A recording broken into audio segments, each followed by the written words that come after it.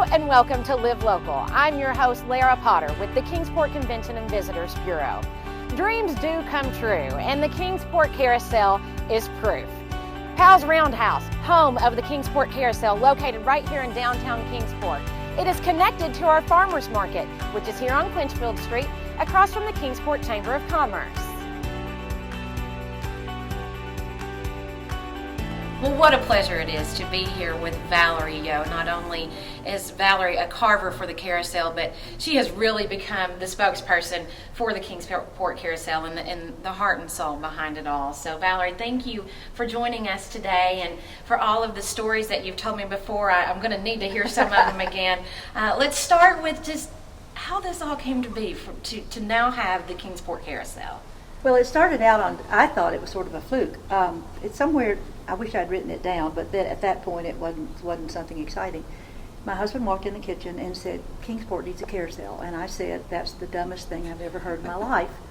There's no way. I was on the board of mayor and alderman, and I said, we don't have it in the budget. It's not in the plans to be in the budget. It would cost too much, da-da-da-da-da-da. And he started looking online and found a carousel carving school down in Saudi Daisy, Tennessee, and talked to that man who has been teaching people from all over the world how to carve carousel animals for 30 years. He retired a couple years ago, but at that point he was still active in the business. And he took that to his Kiwanis Club, got them interested enough, and went to the city. In the city, Bonnie McDonnell and some people really from, I think it was the senior center, got on a city bus, and they went down to see Bud Ellis and watched what was going on.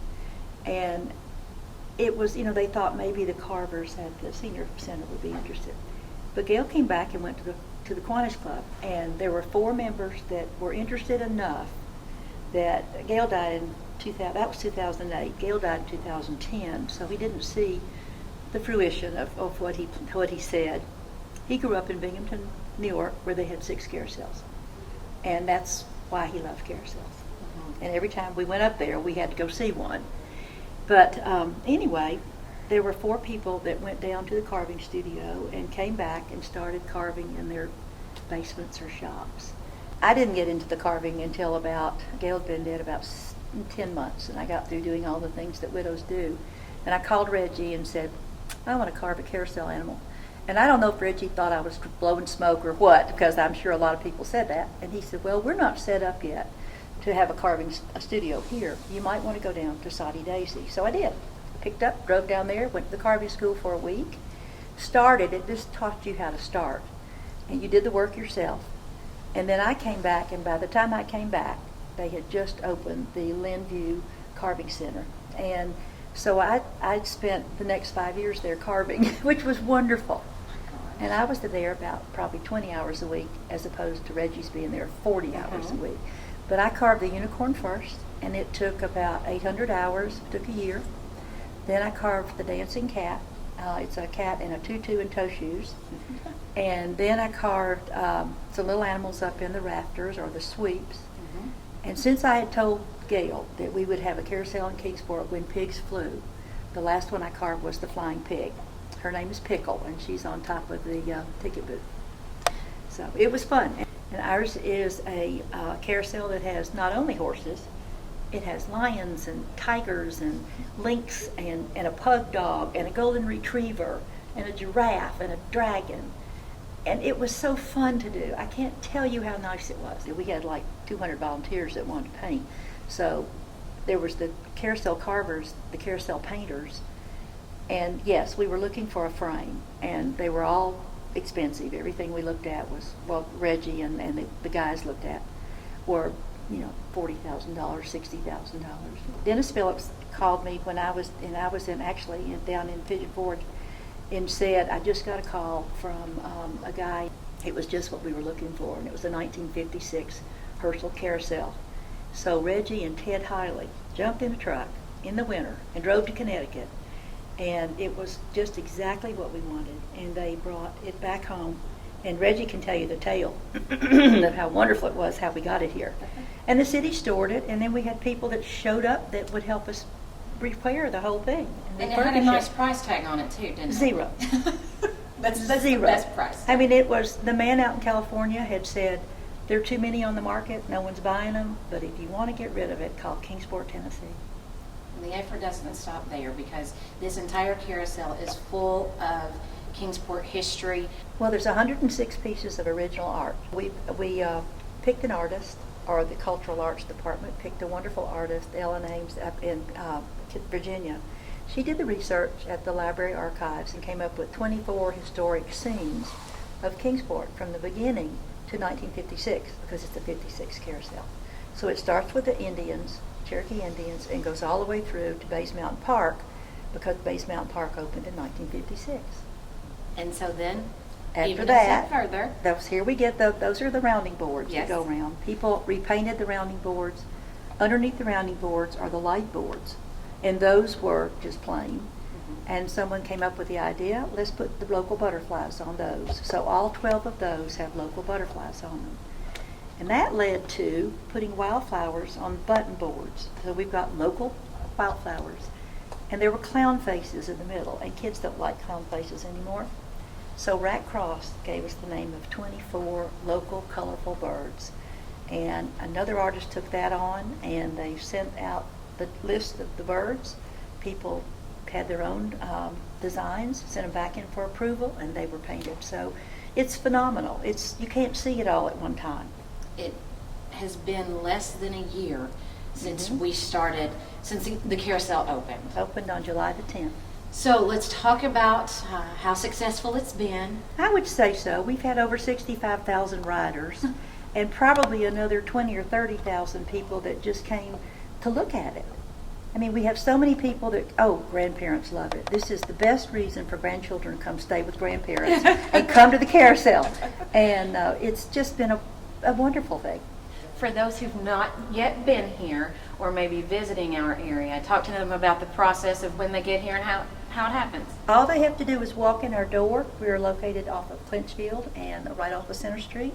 And we can give them the history. It's only $1 to ride, so everyone can ride. We'll give them the history. We'll walk them through to the carousel, show them where the token machine is. There's a wonderful gift shop, and we're working on a park to go in our, I guess it's almost 3/4 of an acre fenced area around the carousel. So there's a future to Oh, yes. more to the carousel. Not only the park, but also the city is building a carving studio on the second floor here at the farmers market. So people can not only come and ride and play, but they also will be able to go up and see how it's done, see how we carved it. Thank you so much, Valerie, for helping us, telling us this story, and continuing to keep the Kingsport Carousel going. We're thrilled to have it, and we're thrilled to have you as well. Well, I'll tell you, it's the happiest place in town. Thank you.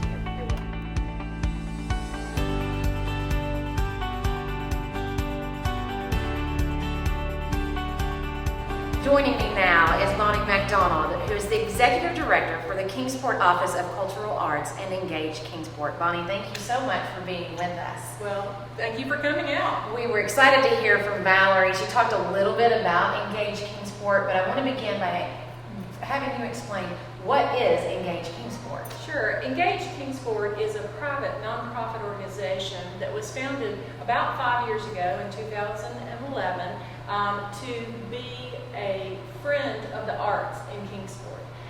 We knew our first project was going to be this carousel, but it won't be the last project, and a board of directors guides the efforts of Engage Kingsport. So give me some examples of how Engage Kingsport was, I know, heavily involved with the Kingsport Carousel, but just some examples of how so. Absolutely. Well, first of all, we had generous people from our community step forward, businesses, organizations, individuals who said, we want to help you, and how can we do that? And they gave wonderful gifts, very generous gifts. All these folks are lined up here on our hallway. And those donations went to Engage Kingsport. And our board of directors then guided and made sure that those funds would be dispersed in a very responsible way. It's a great meeting place, a great community downtown anchor. I hear from visitors all the time, they just can't believe that this was a community project. Do you sometimes find yourself surprised that this came together like it did? We have 300 people plus, and we've even got new volunteers now. Many of the volunteers that are responsible and helping to make the carousel be an operating entity were not necessarily our carvers or our painters. They're new people. They want to be involved, and so we've welcomed them, and they are making that happen. Over 300 volunteers. But our sponsors more than doubled that effort, and we have over 700 sponsors from our community. As Valerie mentioned, we ride as many 80-year-olds as 8-year-olds. It's a great place to bring your family when they're coming to visit, and a great place for visitors to come. And you can also host parties at the Kingsport Carousel. We can. We do an array of parties, everything from birthday parties that are a little bit smaller, about 20 people, to parties that are a little bit larger, maybe in a more rustic setting, like our farmer's market or our picnic area. And then you can also rent the farmer's market space, which is a much larger space.